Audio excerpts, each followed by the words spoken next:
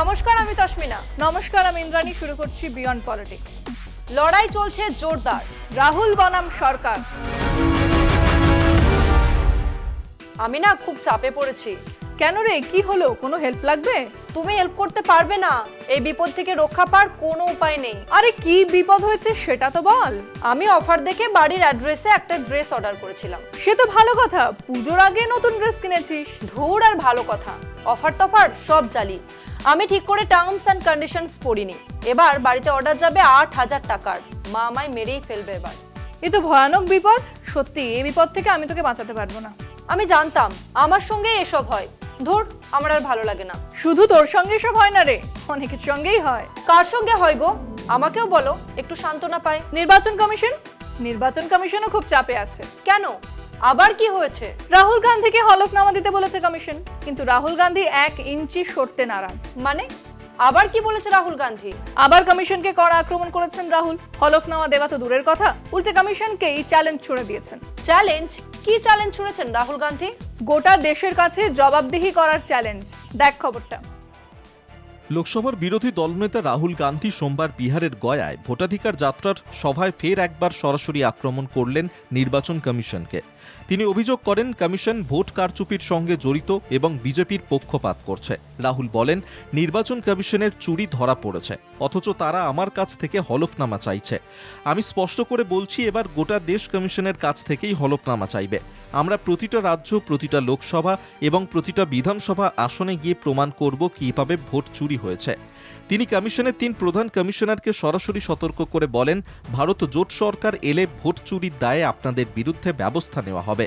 বিহারের বিতর্কিত এসআইআর এর প্রসঙ্গে রাহুল কটাক্ষ করে বলেন, যেভাবে প্রধানমন্ত্রী বিশেষ প্যাকেজের কথা বলেন, নির্বাচন কমিশনও বিহারের জন্য এনেছে বিশেষ প্যাকেজ এসআইআর।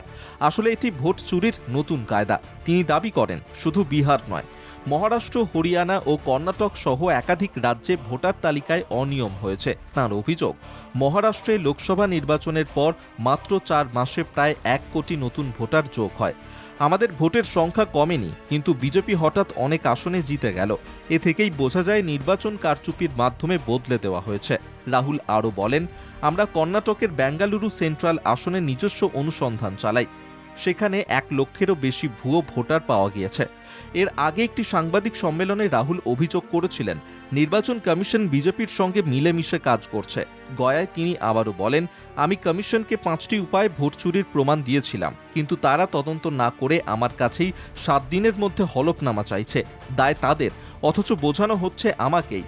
এখন গোটা দেশ তাদের কাছ থেকে জবাব চাইবে। শেষে তিনি বিহারের মানুষকে বার্তা দিয়ে বলেন, এসআইআর এর নামে ভোট চুরি করতে চাইছে কমিশন, কিন্তু বিহারের মানুষ তা হতে দেবেন না। কলকাতা টিভি।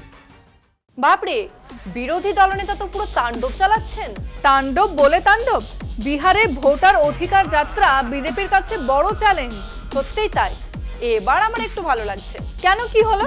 এই যে আমি একা চাপে নেই, এটা ভেবেই আমার ভালো লাগছে। হ্যাঁ, চাপে থাকা লিস্টে অনেকেই আছে, কমিশন একা নয়। কে কে চাপে আছে গো? প্রধানমন্ত্রী আর স্বরাষ্ট্রমন্ত্রী। তারা আছেন নিশ্চয়ই চাপে, তবে আমি তাদের কথা বলছি না। তবে তুমি কার কথা বলছো? অমিত মালব্য রে, অমিত মালব্য।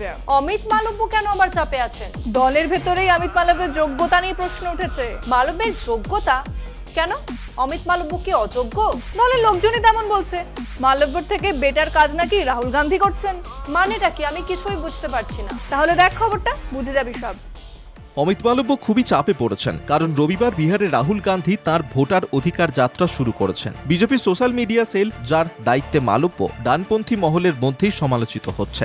অভিযোগ, বিরোধীদের প্রচারের মোকাবিলায় বিজেপি সোশ্যাল মিডিয়া ব্যর্থ হয়েছে। বিজেপির অন্দরেই কথা উঠছে, 2029 সালের ভোটে 18 থেকে 24 বছর বয়সী ভোটাররা মূলত সোশ্যাল মিডিয়ায় প্রভাবিত হবে। তাই রাহুল গান্ধী এখন থেকেই সেই তরুণ ভোটারদের লক্ষ্য করছেন। অনেকে মালব্যর বিরুদ্ধে ক্ষোভ প্রকাশ করেন, কেউ কেউ পদত্যাগের দাবিও করেন। আরএসএস বিষয়ক গবেষক ডক্টর রতন সারদা মনে করছেন, জেনারেশন জেডের সঙ্গে বিজেপির যোগাযোগ দুর্বল। দলের ভাষা, স্লোগান ও প্রচার কৌশল অনেকটাই পুরনো ধাঁচের, যা তরুণদের কাছে আকর্ষণীয় নয়। এদিকে বিরোধীদের অভিযোগ সামাল দিতে গিয়ে নির্বাচন কমিশনও বিতর্কে জড়িয়েছে। প্রধান নির্বাচন কমিশনার জ্ঞানেশ কুমার রবিবার রাহুল গান্ধীকে আক্রমণ করে বলেন, শপথ নিন বা দেশবাসীর কাছে ক্ষমা চান, অন্য কোনো পথ নেই। কিন্তু সাংবিধানিক বিশেষজ্ঞরা বলছেন, আইনের যে ধারা দেখিয়ে কমিশন শপথের পথের দাবি তুলছে তা এই ক্ষেত্রে প্রযোজ্য নয়। রাজনৈতিক ইতিহাসে নির্বাচন কমিশনের বিরুদ্ধে পক্ষপাতিত্বের অভিযোগ বহুবার উঠেছে, কিন্তু কোনো প্রধান নির্বাচন কমিশনার প্রকাশ্যে বিরোধী নেতাকে এইভাবে হুমকি দেননি। কমিশনের দায়িত্ব হলো নিরপেক্ষভাবে ভোট পরিচালনা করা, শাসক বা বিরোধী কাউকে লক্ষ্য করে নয়। রাহুল গান্ধীর অভিযোগের ক্ষেত্রে কমিশনের উচিত ছিল তদন্ত শুরু করা, যেমন বেঙ্গালুরুর মহাদেবপুরায় ভুয়ো ভোটারের অভিযোগ বা মহারাষ্ট্রে ভোটার সংখ্যা অস্বাভাবিক বাড়ার বিষয়। সেগুলি খতিয়ে দেখলে কমিশনের বিশ্বাসযোগ্যতা বাড়ত।